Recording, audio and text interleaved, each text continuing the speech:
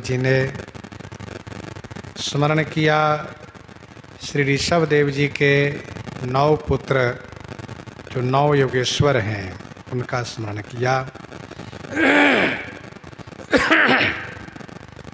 श्रुति देव जी का स्मरण किया कवित्व के माध्यम से, जो मिथिला जी में रहते थे और इनके घर जब भगवान श्री कृष्ण पधारे हैं तो प्रेम में भर करके नाचने लगे। इनको होश ही नहीं रहा कि इनके साथ में आए हुए इन महान जो संत हैं उनको सम्मान करना चाहिए। भगवान श्री कृष्ण ने जब कहा कि हमसे बड़े हैं ये, तब फिर उनकी पूजा में, उनके प्रेम में डूब गए। श्री श्रुति देव ब्राह्मण देवता।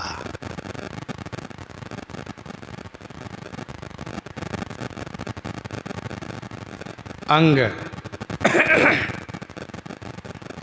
महाराज अंग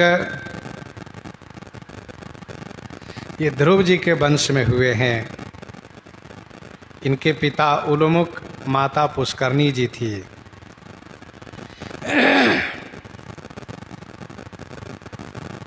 महाराज अंग ने पुत्र प्राप्ति के लिए यज्ञ किया और उस यज्ञ से पुत्र प्राप्त हुआ, परंतु इनकी जो पत्नी थी, महाराज अंग की पत्नी जो थी, ये मृत्यु की बेटी थी। इनका नाम था सुनीता। तो महाराज अंग के पुत्र नाना के प्रकृति के हुए, बड़े दुष्ट स्वभाव के हुए, जिसका नाम बेन था। वह बड़ी निर्दयता के साथ पशु और पक्षी तथा प्रजाजन को मार डालता था, मार करके हंसता था। प्रजाजनों में इतना भय व्याप गया कि लोग डर जाते, बेन आ रहा है, बेन आ रहा है, भागते थे। महाराज अंग ने समझाने का बहुत प्रयास किया, नहीं माना, नहीं समझा। इनको बड़ा क्लेश हुआ और मन ही मन सोचने लगे कि भगवान उन पर कृपा करते हैं जिनको नालायक बेटा देते हैं। लायक बेटा हो तो उसके प्रति मोह हो जाता है, छोड़ते नहीं बनता है। नालायक पुत्र से मोह अपने आप टूट जाता है। मैं चल रहा हूँ। रात्रि में छोड़ के भाग गए। लोगों ने खोज किया, नहीं मिले। अंत में बेन को ही राजा बना दिए। एक तो वैसे दुष्ट, राजपद पाया और दुष्टता शुरू कर दिया, घोषणा कर दिया हम ही भगवान हैं। ऋषियों को गुस्सा लगी, हुंकार करके मार दिए। बेन का कोई पुत्र नहीं था। बिना राजा के राज्य में अराजकता फैल जाती है। राज्य का संचालन होगा कैसे? इसी बात को लेकर के ऋषियों ने इनके शरीर को मंथन किया, जिससे महाराज पृथु हुए, जिनका नाम आगे पंक्ति में दिया है स्वामी नाभा गोस्वामी जी ने।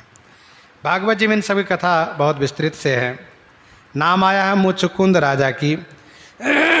मुचकुंद राजा सूर्यवंशी राजा मांधाता के पुत्र थे। मांधाता के पुत्र थे।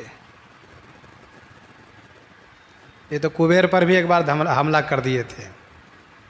फिर इसके बाद देवासुर संग्राम में देवताओं की सहायता के लिए मुचकुंद गए। बहुत लंबे समय तक युद्ध किया इन्होंने। युद्ध समापन होने तक, देवलोक का युद्ध समापन हुआ, भूलोक में काफ़ी समय बीत गया। देवताओं ने कहा मुचकुंद से, महाराज आपके परिवार में कोई बचा नहीं, अब सब काल के हवाले हो गए। अब आप बताइए कि आपको क्या चाहिए।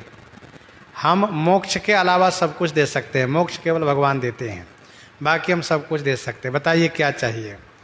मुचकुंद ने सोचा जब मेरे परिवार में कोई है नहीं तो मैं क्यों जाऊं वहाँ, नहीं जाना है मुझे। फिर इन्होंने कहा सुनिए मैं युद्ध में बहुत थक गया हूँ, मुझे बहुत गहरी नींद आ रही है, मुझे सोने के लिए स्थान बताइए, मुझे कोई जगावे ना। देवताओं ने इनको दावलपुर के गुफा में सोने के लिए स्थान दिया और कहा सुनिए आपको कोई जगाएगा नहीं, जो जगाएगा वो मरेगा, नष्ट हो जाएगा। जाके सो गए मुचकुंद महाराज।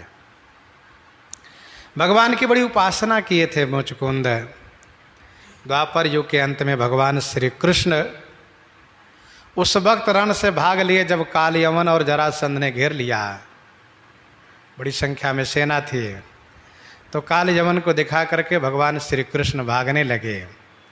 वैसे योग माया द्वारा दिव्य द्वारिका की स्थापना करा करके अपने प्रियजनों को वहाँ ले गए, बाकी लोगों की रक्षा के लिए दाऊ जी को सौंप दिए, आप देखिएगा। और फिर पीताम्बरी लहराते हुए युद्ध से भाग लिए। काल यमन पीछा किया, भागते भागते भगवान श्री कृष्ण इन पर कृपा करने के लिए उसी गुफा में गए, अपनी पीताम्बरी ओढ़ा दिए मुचकुंद महाराज को और आप छुप गए।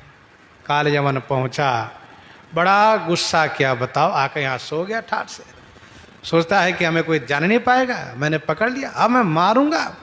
और बड़बड़ाता हुआ बोलता हुआ एक लात लगाया तो भगवान कृष्ण तो वहाँ है नहीं। मुचकुंद को नींद खुली, जैसे उन्होंने नेत्र खोल करके देखा तो महाराज कपिल के नेत्र अग्नि के समान इनके नेत्र अग्नि में ये भस्म हो गए। जैसे कपिल मुनि ने नेत्र खोल करके देखा सगर पुत्र भस्म हो गए थे, वैसे इनके क्रोधाग्नि में जल के भस्म हो गए काल यवन। इसके बाद भगवान श्री कृष्ण इनके सामने आए, पूछा आप श्रीमान कौन? यदि मेरा परिचय चाहते तो मैं तो राजा मानधाता के पुत्र मुचकुंद, ऐसी सी बात। भगवान श्री कृष्ण को दर्शन देकर अपना परिचय दे करके उनके जीवन धन्य किए हैं। ऐसे मुचकुंद राजा की बात है। प्रियव्रत की बात माना जी में इनकी चर्चा है। लघुसुत नाम प्रियव्रत ताई, वेद पुराण प्रशंसा ही जाही। भागवत जी में इनकी कथा विस्तार से वर्णित है इनकी भी। तो श्री शंभु मनु के ये पुत्र हैं प्रियव्रत। नृपोतानुपाद सुत दासु, दुर्भारी भगत भय सुत जासु, लघुसुत नाम प्रियव्रता ही। ये बहुत बड़े महान प्रियव्रत महाराज, इसके लिए इनके लिए कहा विश्व जेता, ये विश्व विजयी हुए। परीक्षित जी कथा से परिचित ही हैं हम लोग, सब जन्मे जाए कि यज्ञ में भस्म हो जाओगे, पर इन्होंने भगवत शरणागति ग्रहण करके तपस्या किया, केवल वायु पी करके। तिन पर भगवान अनुग्रह किए और इनको काल से मुक्त करा दिए, विजयी हो गए। और फिर ये तो पृथ्वी के धारक बन गए। और इतना ही नहीं, ये सदैव नामामृत को पान करते हैं, इनके मुंह खुला रहता है, क्योंकि मुंह हिलाएंगे तो पृथ्वी हिलेगी, इसलिए मुंह खुला था, केवल जिह्वा हिलाते रा करते रहते हैं। भगवान के नाम के बीजाक्षर का जाप करते हैं और इनके मुख से जो लार टपकता है वह अमृत कुंड पाताल में बना हुआ है। ये शेष जी के मुख से लार जो टपकता है नाम के प्रभाव से वह अमृत कुंड बना हुआ है।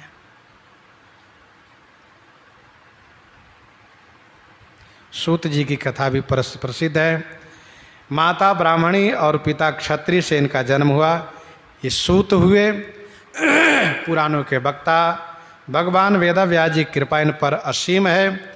ये सभी पुराणों के वक्ता हैं और इनकी श्रोता है शौनक आदि 88,000 ऋषि।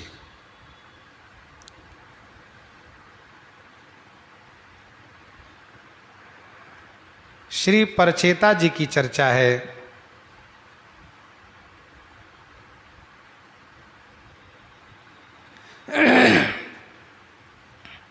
श्री परचेता महाराज पृथु के वंश में हुए। महाराज पृथु के वंश में हुए। प्राचीन बरही के रानी सतद्रुति, प्राचीन बरही के रानी सतद्रुति के गर्भ से इनका जन्म हुआ। नाम है परचेता। ये 10 भाई हैं, एक जैसे हैं, एक शकल के, एक गुण रूप के एक जैसे हैं।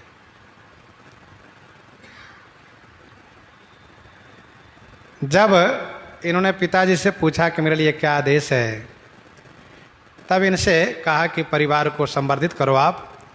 इन्होंने पुत्र प्राप्ति हेतु तपस्या के लिए स्थान ढूंढना शुरू किया कि समुद्र किनारे एक बहुत बड़ा सरोवर दिखाई दिया। वहीं पर भगवान शिव का दर्शन हुआ और भगवान शिव सपरिकर पधारे, उनकी स्तुति इन्होंने की। तो भगवान शिव ने इनको एक स्तोत्र बताया, स्तोत्र दिया। कहा स्तोत्र के प्रभाव से आपके मनोरथ पूरे होंगे, क्योंकि आप पिताजी के भक्त हो, पिताजी के वचन के पालन करने वाले हो, पितु आज्ञाकारी हो। ऐसा कह के भगवान शिव अंतर ध्यान हो गए हैं। तो उसी के जप के प्रभाव से ठाकुर जी इनको दर्शन दिए हैं, भगवान दर्शन दिए हैं। इसके बाद इनका विवाह हुआ है मरीषा नाम की कन्या से, मरीषा नाम की कन्या से, जो परमलोचा नाम की अप्सरा, जो इंद्र के कहने पर कंडू ऋषि की तपस्या भंग करने आई थी। तो परमलोचा कंडू से मरीषा का जन्म हुआ था। इसी मरीषा से विवाह करने के लिए भगवान का आदेश हुआ। इसी मरीषा से इनका विवाह हुआ।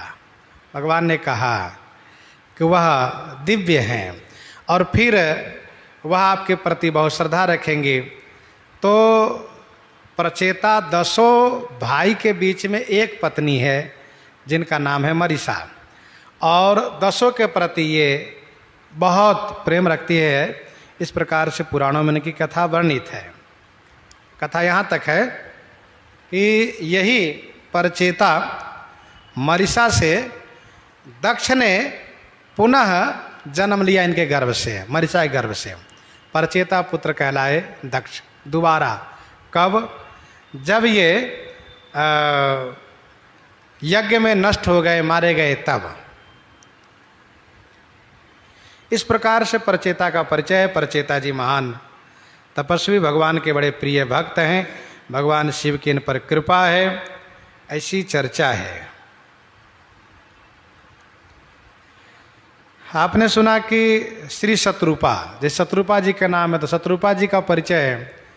जैसा कि आप जानते हैं कि श्री ब्रह्मा जी महाराज भगवान की आज्ञा से सृष्टि का विस्तार चाह रहे थे। सृष्टि का विस्तार हो नहीं पा रहा था, मानसिक सृजन कर रहे थे, लेकिन उससे विस्तार नहीं हो रहा था।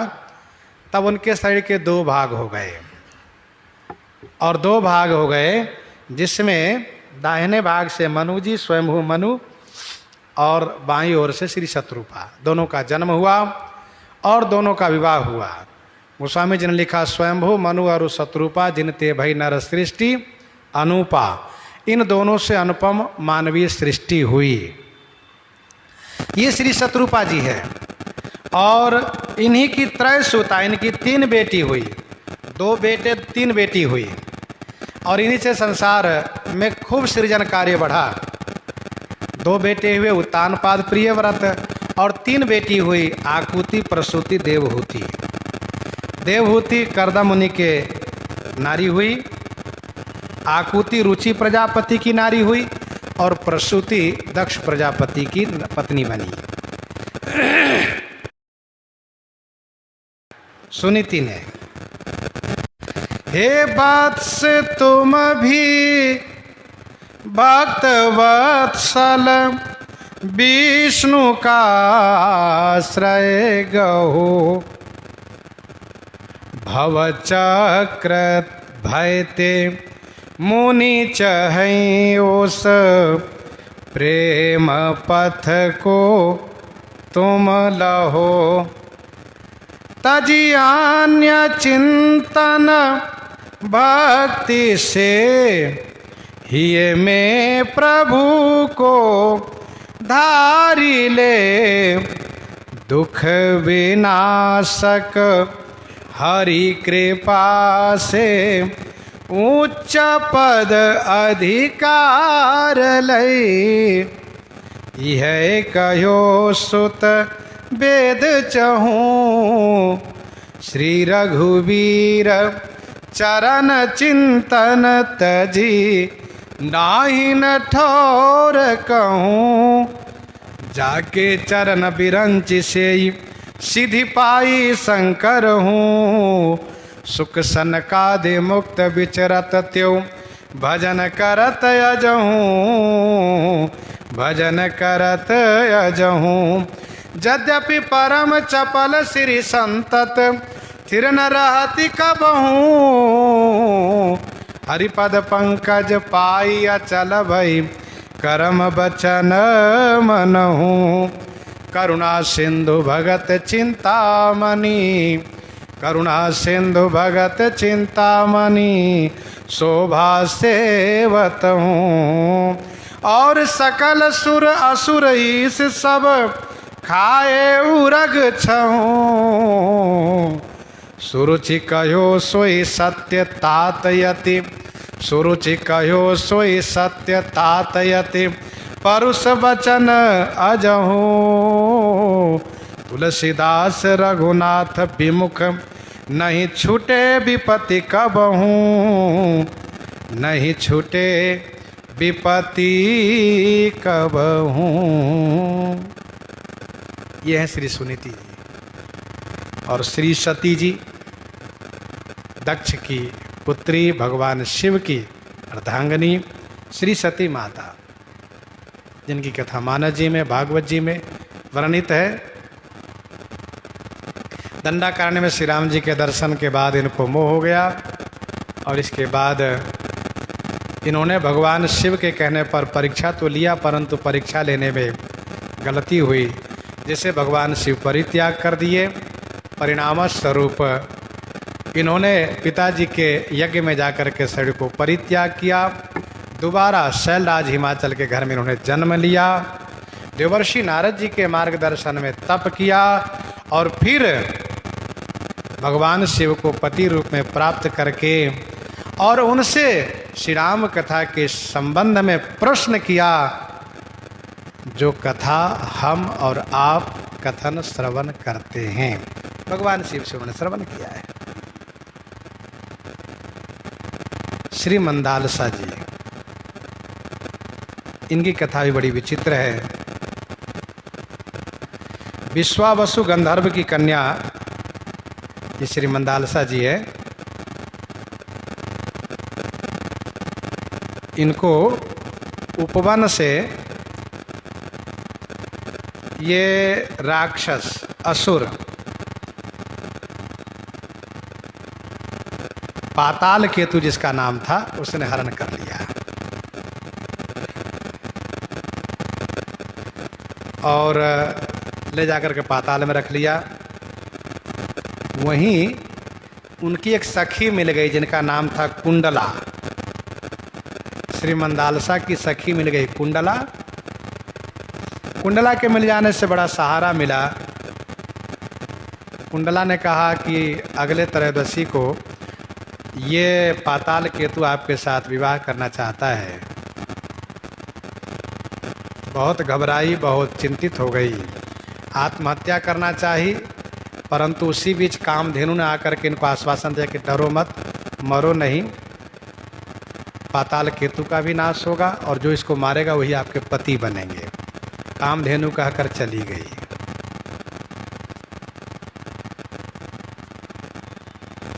इधर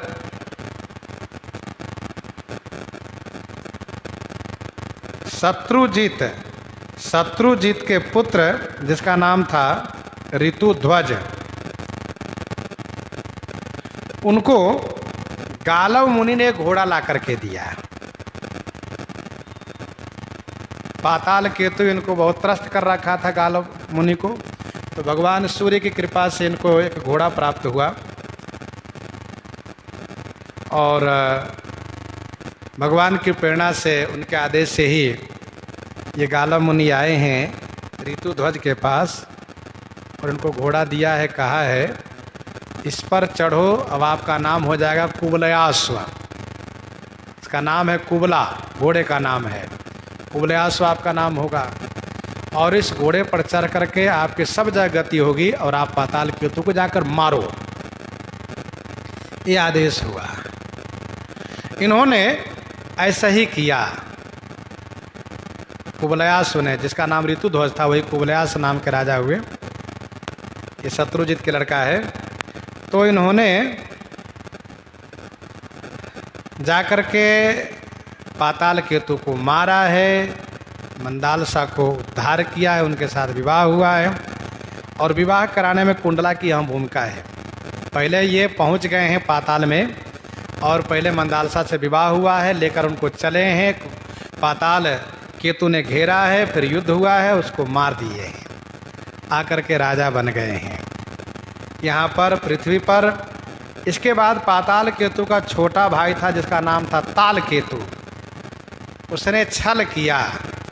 छल करके जब ये कुबलयाश्व मुनि महात्माओं के सेवा में घूमते थे तो घोड़े पर चढ़ करके इनके पास आए। बाबा जी के वेश बना लिए ताल केतु और इनके पास आए तो उनको रोका और ये छद्म वेश में जा करके उनकी राजधानी में कह दिए कि वे तो मारे गए, युद्ध में वीरगति को प्राप्त कर गए कुबलयाश्व। क्या प्रमाण है? तो ये कुबलयाश्व के गले के हार मांग लिए थे और पहन के वहाँ गए, कहा देखो ये प्रमाण है, मारे गए। सुनते ही मंदालसा जी शरीर को छोड़ दिए। यही इसका उद्देश्य था। पूरे राज्य में रुदन होने लगा, शोक का माहौल हुआ। ताल केतु ने आकर के फिर इनको हार लौटाया और भेजा कि जाओ अपने नगर में जाओ आप। ताल केतु अपने नगर में आए, पता चला कि मंदालसा मर चुकी है, तो बड़ा शोक हुआ। इन्होंने प्रण किया कि नहीं, मैं अब दूसरी शादी नहीं करूँगा। जब इन्होंने मंदालसा ने शरीर छोड़ दिया है, दूसरी शादी मैं नहीं करूँगा, इन्होंने निश्चय किया, प्रण किया। इसके बाद आगे कुबलयाश्व से 2 नागपुत्र से मित्रता हो गई। नागपुत्र से मित्रता हो गई और ये नागपुत्र कुबलयाश्व के साथ घुल मिल के रहने लगे। बड़ा आनंद आता है। नागपुत्र दिन भर इनके साथ रहते हैं, रात्रि में पिताजी के पास जाते हैं। पिताजी ने कहा बेटा ये बताओ, तुम उनको मित्र बनाए हो, कभी उनके लिए भी कुछ उपकार किए हो कि नहीं? कुछ सोचते हो उनके भी उपकार करो, उनके मनोरथ पूरा करो। तो नागपुत्रों ने कहा कि उनकी कोई इच्छा ही नहीं है और उनकी इच्छा को केवल ब्रह्मा विष्णु महेश ही पूरा कर सकते हैं, बाकी कोई नहीं कर सकता। कहा नहीं, ऐसा नहीं, तुम चाहो तो उनके मनोरथ पूरा कर सकते हो। तो नागपुत्र ने जब सुना तो आए और मित्र कुबलयाश्व से मिला और सारी चर्चा हुई। तब इन्होंने जा कर के तपस्या किया नागपुत्र ने और भगवान शिव को प्रसन्न करके भगवान शिव से पुनः मंदालसा जी को मांग किया और मंदालसा जी को ला करके पिताजी के घर में रखा और फिर कुबलयाश्व महाराज को लेकर के पहुँचे अपने पिताजी के घर। मित्र के पिता है इसलिए कुबलयाश्व ने चरण बंदन किया, कुशल प्रश्न हुआ, बैठाए, बड़ा सम्मान हुआ। इसके बाद फिर मंदालसा को छुपा के रखे थे, ला करके दिए सामने किए। महाराज कुबलयाश्व बड़ा प्रसन्न हुए। फिर दोनों अपनी राजधानी में आए, राज्य करने लगे। श्री मंदालसा जी की ये तो कथा है। इसके बाद उनका जो दृढ़ निश्चय है, उनका संकल्प है कि मेरे उदर में जिसका निवास होगा उसको किसी और के उदर में निवास नहीं होना है। इसीलिए मंदालसा जी अपने पुत्रों को 12 वर्ष तक शिक्षा देती थी और 12 वर्ष तक शिक्षा देने के बाद फिर लंगोटी पहना के वन भेज देती, जाओ बेटा तपस्या करना, घर में मत आना।